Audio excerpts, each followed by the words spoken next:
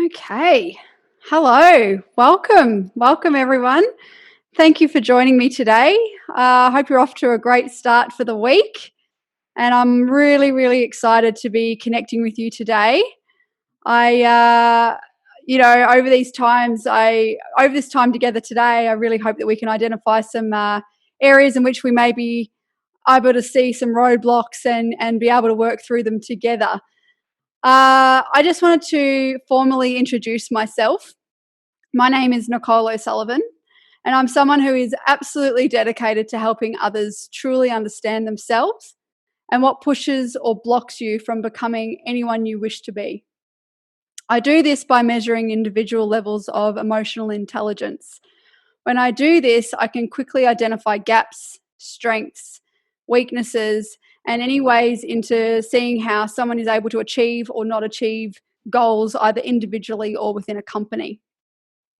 So if I combine this with my 14 years of travel experience or travel industry experience, I've discovered that so much about myself, but most importantly, I've also discovered a lot about others. And so how I can actually look at motivating individuals to achieve outstanding team goals and performances, but also individual goals as well.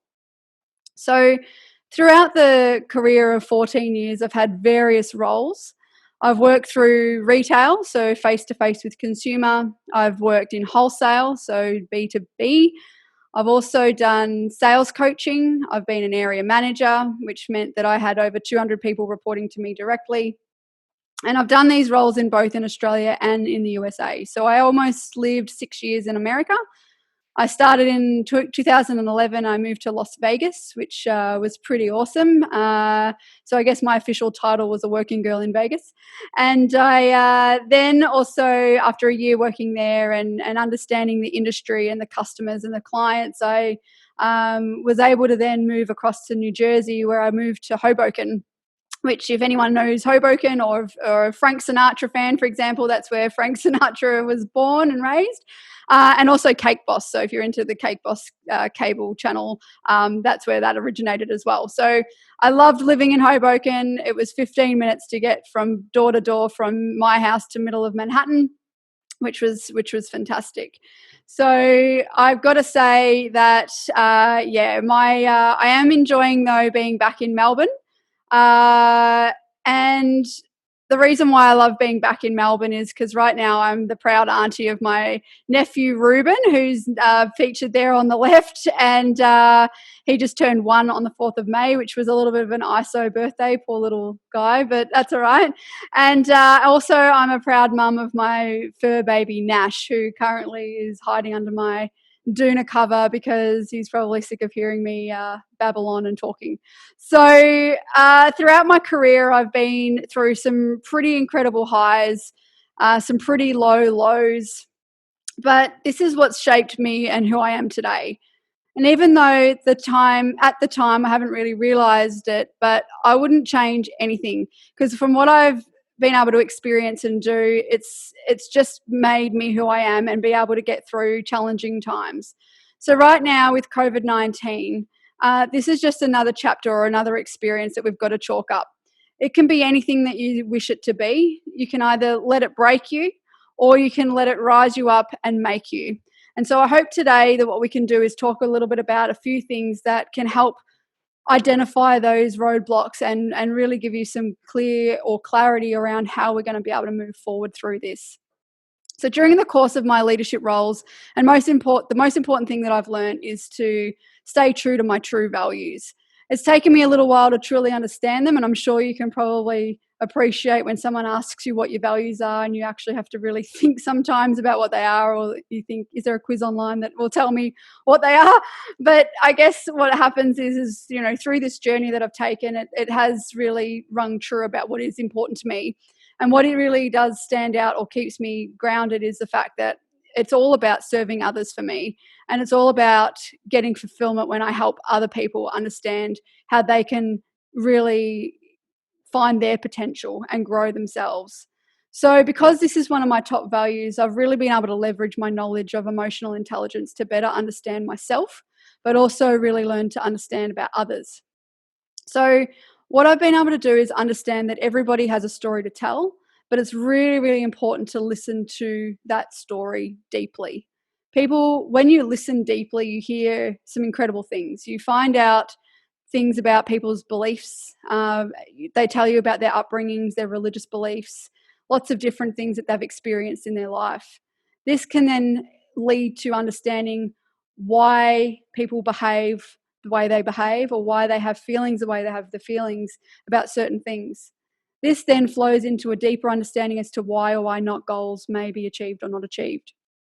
So the more we invest time in ourselves and understand why we think or behave certain ways, or how we receive information, respond to information, we can actually find ways of how we can actually motivate ourselves to achieve whatever it is that we want to achieve. Recently, I was working with a small travel company in the United States in Santa Rosa, California. And I first started with this company about a year ago, and they started with about 12 consultants selling travel, either B2C, so consumer, and also B2B, so to the travel agent as well. Now, when I first started with them, the reason why they wanted me to come out was because their conversion was about 3%. Now, this company was very online based, so lots of inquiry all was generated through the internet or through phone. So 3% was their average conversion. So I was brought over there to do some sales training. And I guess true to myself, like I said before, is it's all about my people. So I had to understand, why was it at 3%? Let's understand what's going on with our people. So what I did was I really sat down with each individual and talked a little bit through what they were finding that they were loving about their job, but also what they were finding that was really roadblocking them from actually feeling confident to ask for the customer's booking, but also to understand the booking process as well, because maybe that had something to do with it. So after I was there for 1 week, I flew back to Melbourne and then touched base with the consultants and the leadership team. And then within that next month, they had their best record revenue that they've ever had as a company. So then after 6 months working with them constantly and touching base and really connecting with their people, coaching their leadership team on how to really listen to their people effectively, what that conversion grew from 3% to over 20% in 6 months. This then resulted in their year-on-year revenue growing 67% in that year. So really what that shows is that when you really understand what people think and believe and behave, then numbers and results will organically grow, because we're actually investing time in our people and truly take time to understand them. So today, what we're going to do is we're going to uncover some concepts that I've constantly used in my career to ground me, guide me, and direct me, so that I'm hoping these concepts can kind of do the same thing for you as well. So what we're going to cover off on today is things that you may be feeling at the moment, feeling a little bit that are confronting you, maybe some fears that you may be feeling about the current climate. And then what we're going to do is we're going to dive deep into why we may be actually feeling that way. Because we might be feeling a little bit like we're making some bad decisions, or we're a little bit uncertain around how to manage our frustrated customers out there, and also worrying about the survival of our businesses.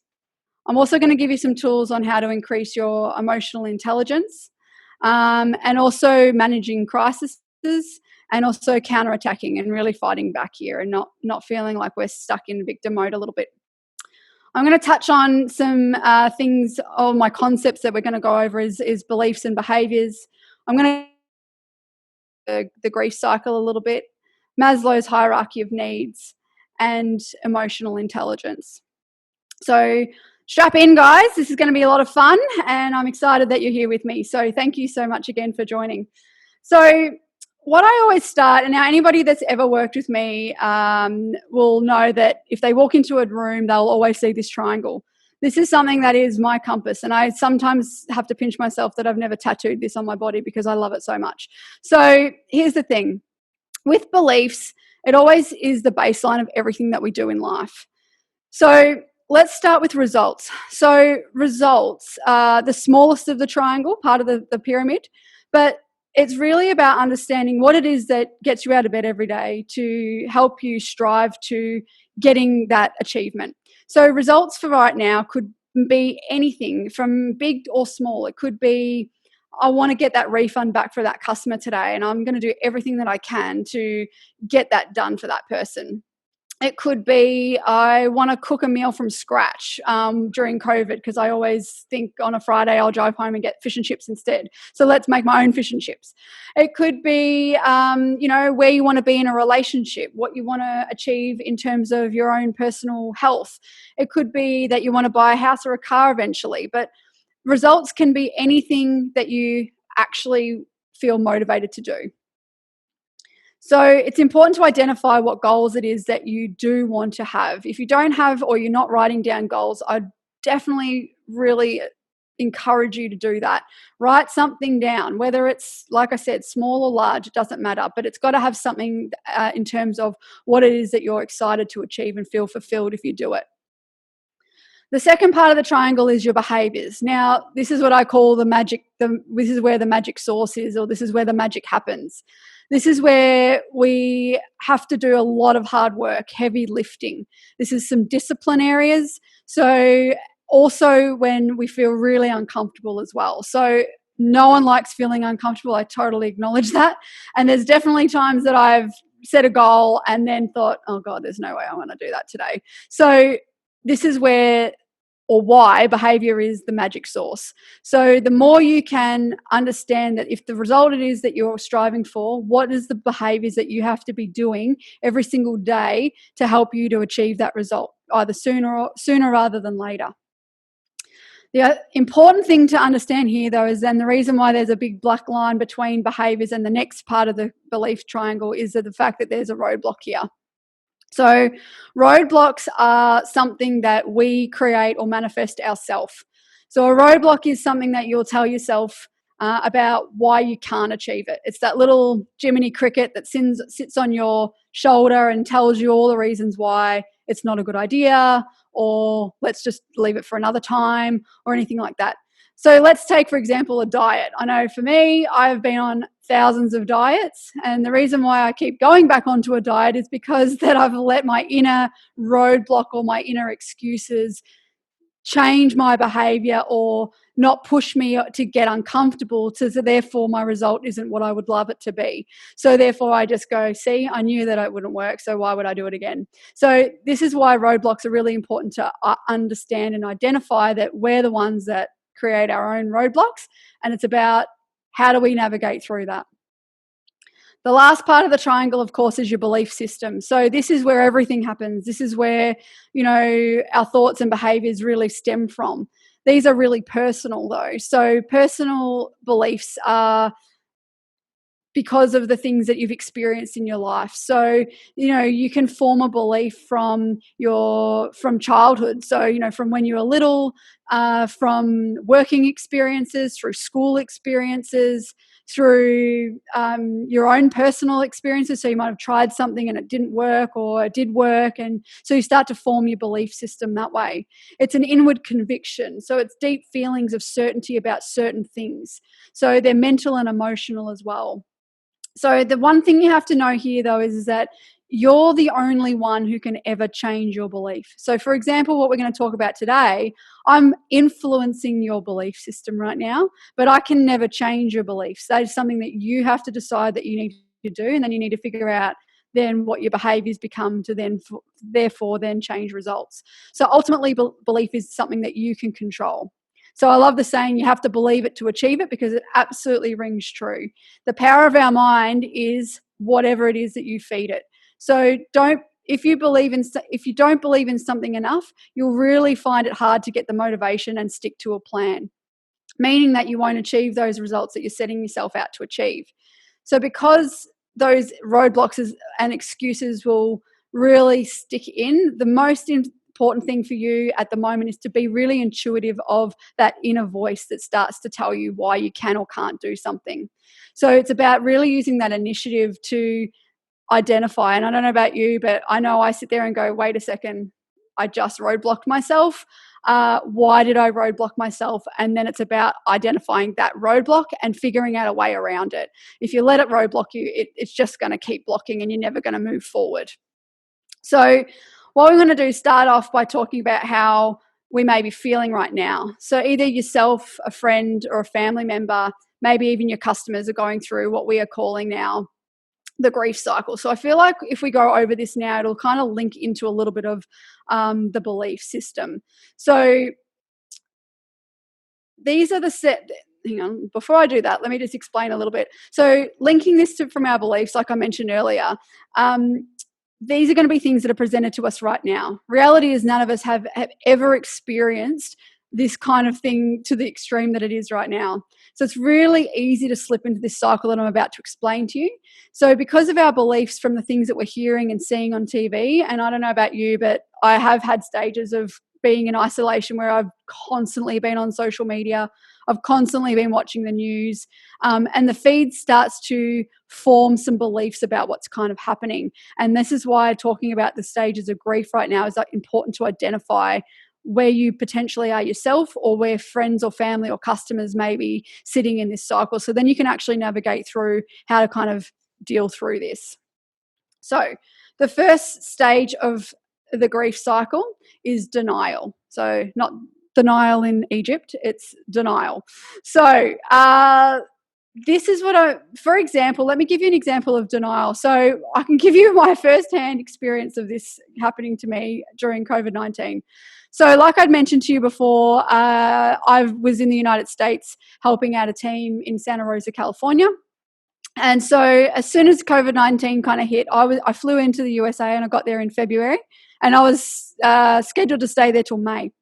And so I get there, and obviously COVID-19 hits, and all the media hype starts to blow up.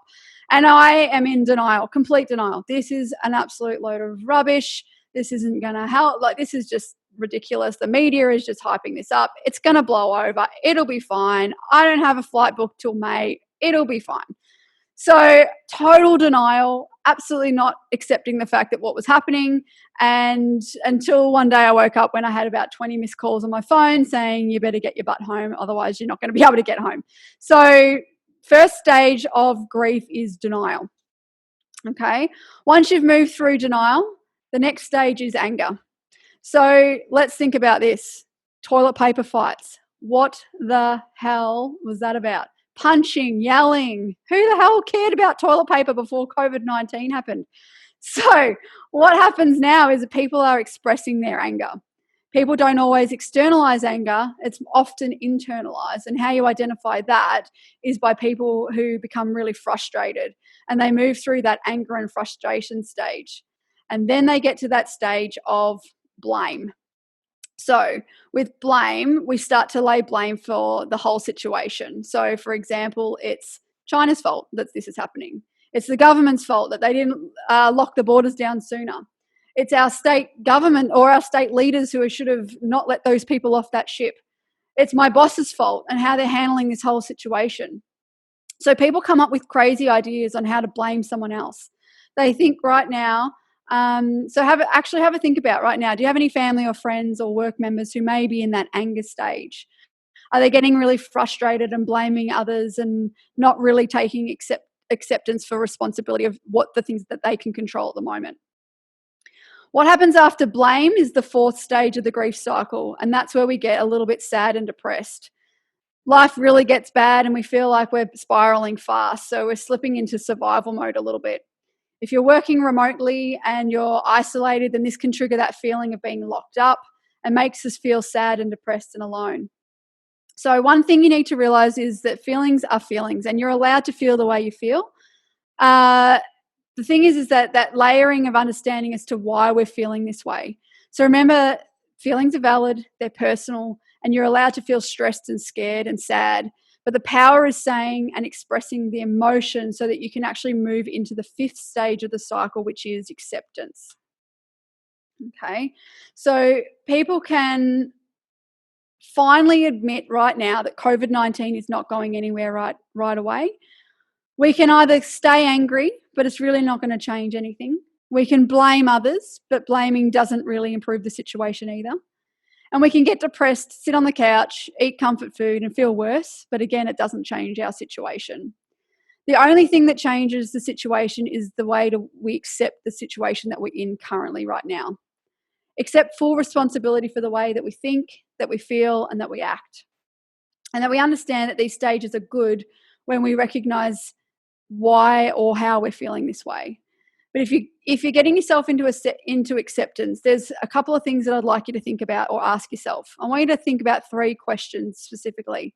The first question I want you to ask yourself whenever there's a situation when you're feeling like you're going through this grief cycle is, number 1, what can I do right now to control this situation? Number 2 is there anything that I can do to influence another outcome because of this situation? And the third question is if I can't control the situation or I can't influence a different outcome, then the only thing that I can do right now is accept what it is, and I can have to just move on. So remember, no great battle was ever won on the defense, unless you watch Game of Thrones, of course, because that just blows that theory out the window now, doesn't it? Now, what we can do is we can either move forward, and how we do that is we attack by not getting overwhelmed with ourselves and trying to figure out all these steps all at once. Just take one step at a time. Figure out what the first step's going to need to be to take, and then the following steps will just flow from there. The thoughts in our minds can either be a positive one or a negative one. And then those that you're doing, remember about the belief triangle as well. So when you believe something, it manifests a behavior, which then gives you a result. So if you become what you think, most of the time it is what it becomes. So focus on the results, stick to the daily disciplines and the plans that you're putting in place, and you will get yourself there. Now I'd like to talk to you a little bit about Maslow's hierarchy of needs. Now, I don't know if you've heard of this before, but this is something that's really apparent right now with the things that were happening in our businesses. So let's talk a little bit about how we can manage, relate, and communicate with zero confusion to ourselves and to others. And know that now that we've talked about our beliefs and how they sort of start to form, and then how we can go or manage through the grief cycle, what we want to do is we want to think about that only a few months ago, there's a lot of us that were feeling that, we're on top of that world. But right now, we're getting some crossed wires. We're talking to customers that are angry and confused and frustrated. So now knowing through this system, it's going to be or through this pyramid system here again, and I know there's a lot of pyramids, but I promise you it makes it really easy to navigate through. So with this one, what we're going to talk about is the top of Maslow's level of hierarchy. And what this means is that the top part here, where all the little lines are, that's called self-actualization. Now, we're achieving our goals and our objectives, and we had a sense of financial freedom. We didn't have to worry about anything, and our businesses were going really good. Some of us felt like we were in that high self-esteem and high self-worth space. We were strengthening our businesses. We were getting recognized in our fields. We were winning awards. We were, doing lots of great things. We were feeling really good about the job that we were doing. Then they had the level of belongingness. Okay, so those of us who really love to socialize, we love building up our relationships. We love getting those rapports really pumping, getting praise and praising others, really connecting with others specifically. So now you bring on COVID-19. Boom, happens. Okay, so those of us who are sitting in self-actualization, a lot of us are now feeling like our self-worth and our esteem is kind of hurting a little bit. That sense of belonging, we've kind of slid right down the bottom here, and we're, in isolation, and we've got no connection. So right now, the two spaces that I really want to focus on is the safety and the survival space. Okay, I truly believe that 80 to 90% of the population right now are sitting in these bottom two sections. Essential to know this because it's going to be able to determine how you're now going to be able to communicate to customers today. People who've had business success were awarded for excellent work that they were doing. Now, all they can think about is food, shelter, and money. That is it. Nothing else can they think about because they're in survival mode.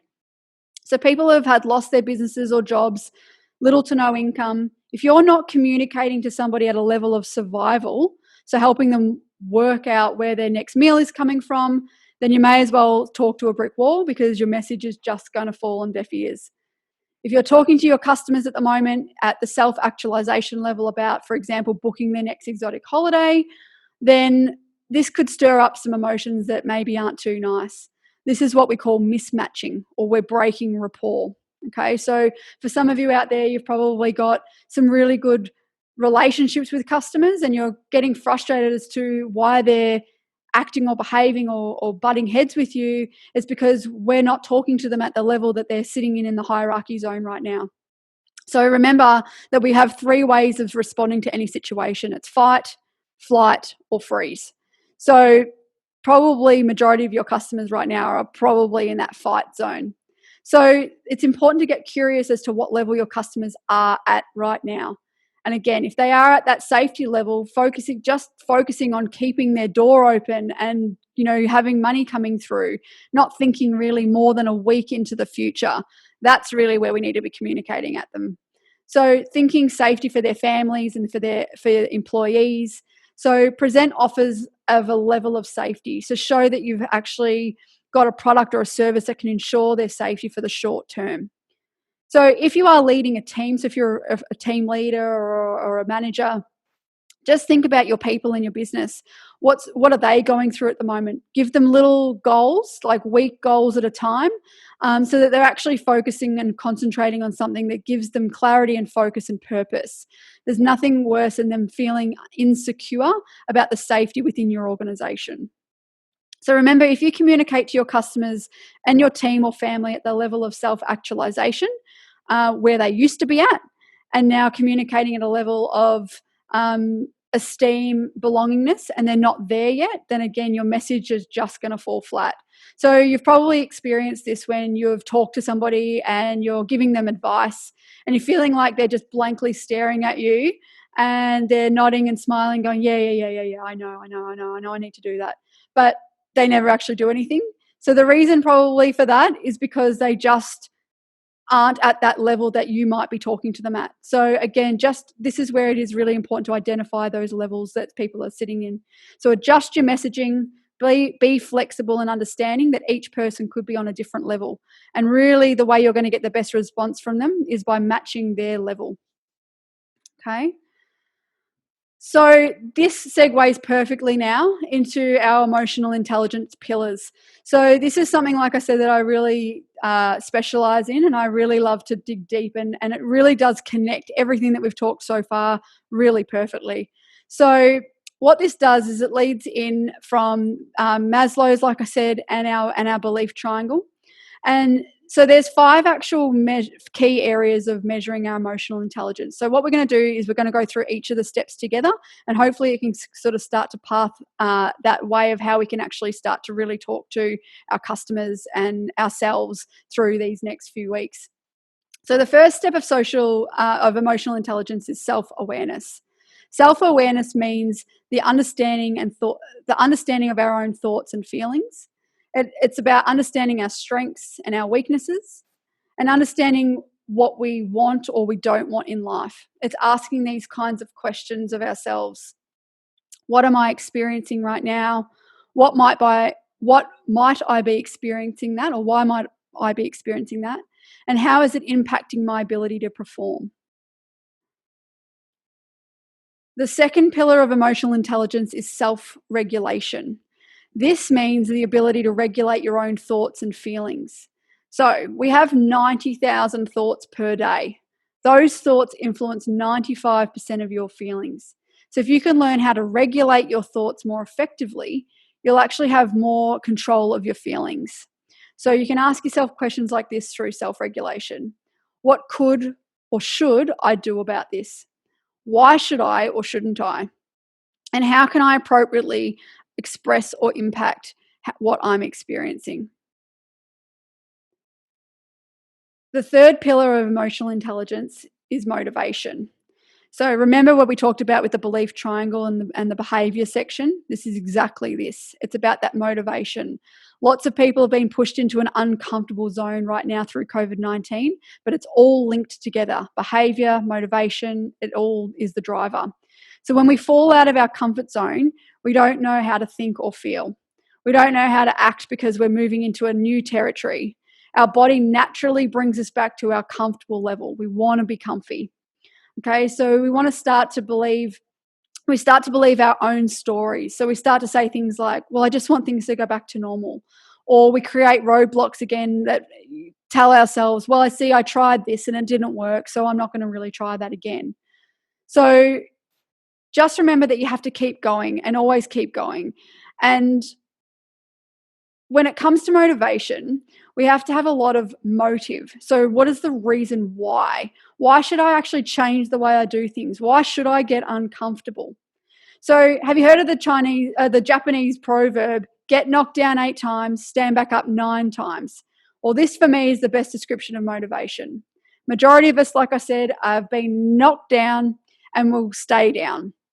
But if we get up one more time, we're going to stand out. So dig deep and really find out what that motivation is that gets you out of bed every day. Ask yourself things like, what is my overarching goal or objective? Be really clear about that. Why is it important to me? And how can I use this situation to move closer to my goals? Okay. So let's recap a little bit. So we've got the first 3 pillars of emotional intelligence. So we've got self-awareness. So what do I think and feel? And why do I think and feel, or why do I do what I do? What are my aims? What are my goals? What are my objectives? What are my strengths? What are my weaknesses? What are the things that I've done to help succeed? What are the things that are holding me back? So did you know that 36% of the population can accurately describe the emotion that they're actually feeling at any one given time?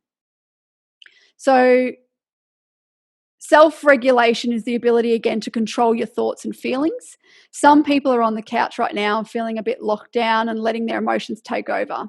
So with a clear strategy or game plan, you can really gain that motivation. Take those knocks, but be focused on getting back up again.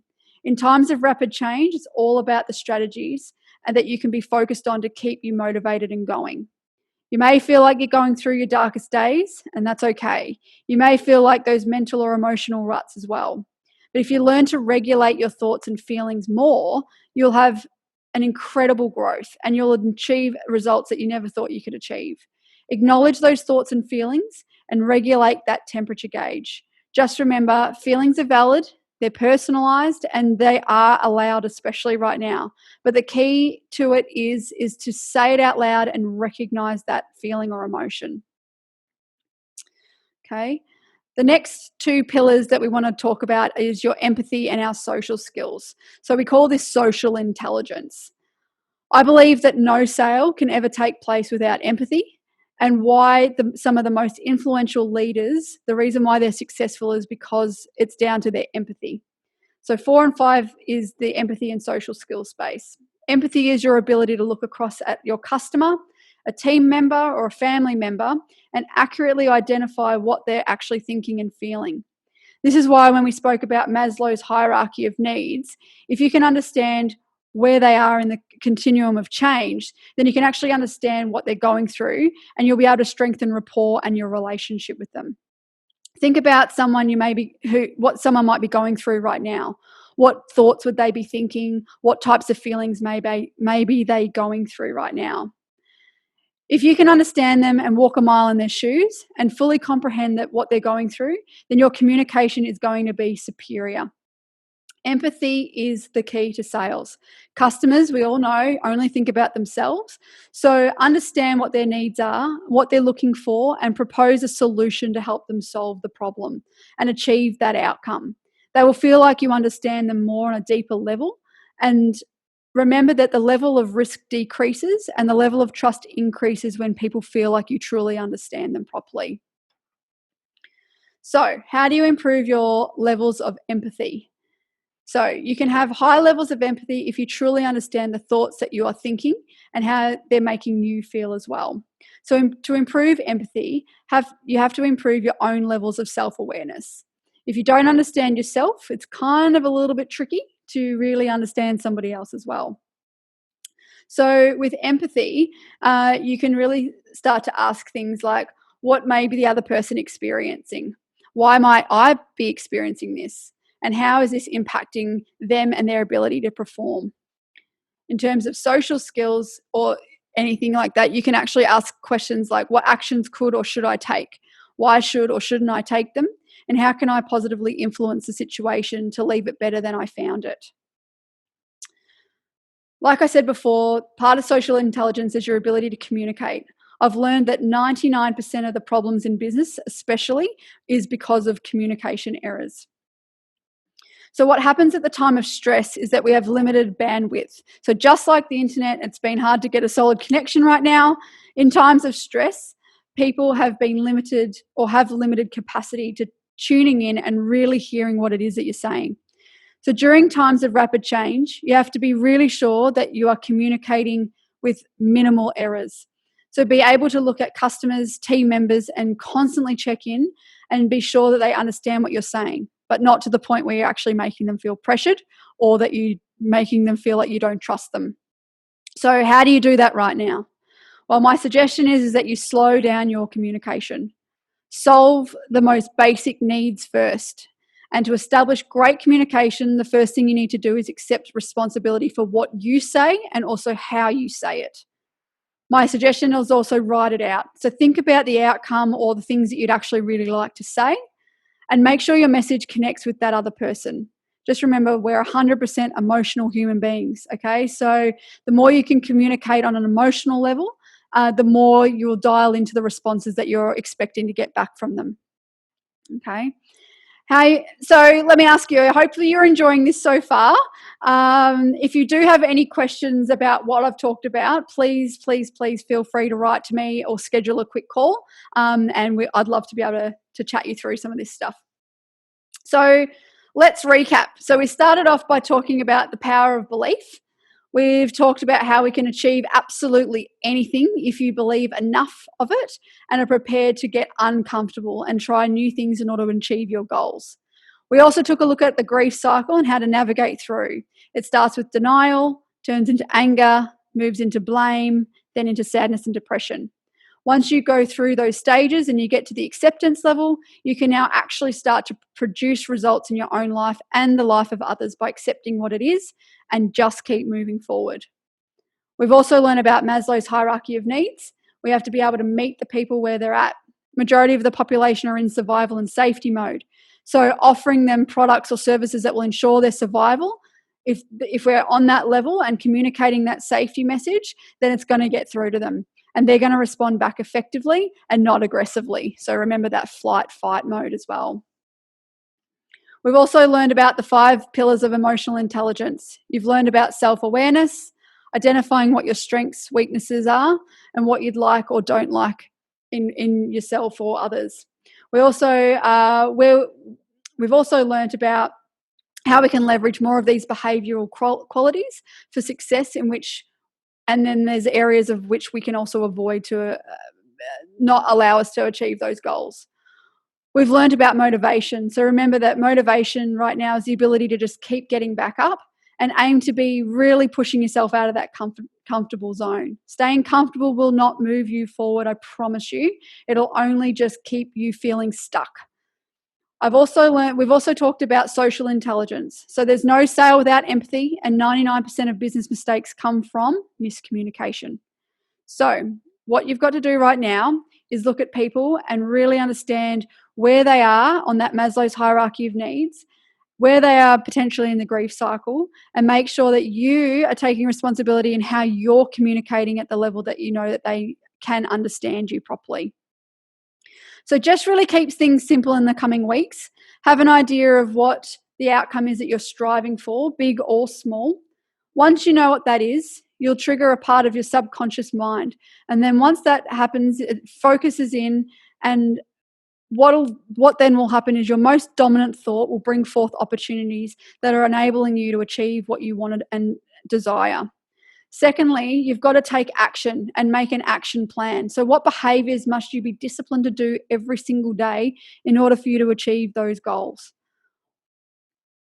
You've got to move forward and you've got to keep it going. And sometimes it's good to have a little bit of a measurement so that you can kind of be able to pat yourself on the back when you actually get some little wins on the board. There's nothing worse than feeling like you're putting all this effort in and you're not seeing any return of investment. So if you'd like to take a little bit of a deeper dive into the levels of your emotional intelligence, just know that I've got quite a few tools that I can actually help you to navigate through that. So what I'm able to do is identify behavioral styles so that you can actually look at where you can look at certain areas of where you can grow.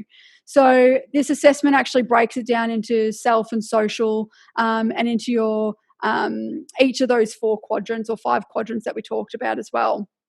And what we can then do is identify accurately what your strengths and weaknesses are, and then we can book in a little bit of a coaching call if you'd like to do that and talk over some strategies together. So um, I have absolutely loved having you on my session with me today. I hope there's been some ideas that have helped you become a little bit more self-aware about some things that you might be feeling or others might be feeling through this time of rapid change at the moment and this disturbance that's going on in our world. So I really, truly, truly appreciate the time that you've taken today to spend with me. And just know that I absolutely would love to help you mind maps through some strategies for yourself. So please reach out to me. There's my email address right there. And what I'll do is I'll send you an email straight after this so that you can also then look at there's a calendar link that you can actually schedule a call with me directly. So yeah, I would absolutely love to connect with you and navigate through this with you. So thanks so much for watching. It's so awesome to spend this 40 minutes with you. So yeah, if I'd also would love it as well if after you've hung up from today, if you go on to the social platform that you found this session today and just write a little bit of a comment about your takeaway. What did you feel like really spoke to you today, or what do you think you could implement in yourself today? Because I'm trying to also grow my personal business footprint out there, and any comments or any strategies that you feel like helped you would really help me as well. So if you could do that in return for listening to me for 40 minutes, that'd be absolutely amazing. So again, thank you so, so much for spending some time with me. Have a wonderful, wonderful day. And remember, keep moving forward.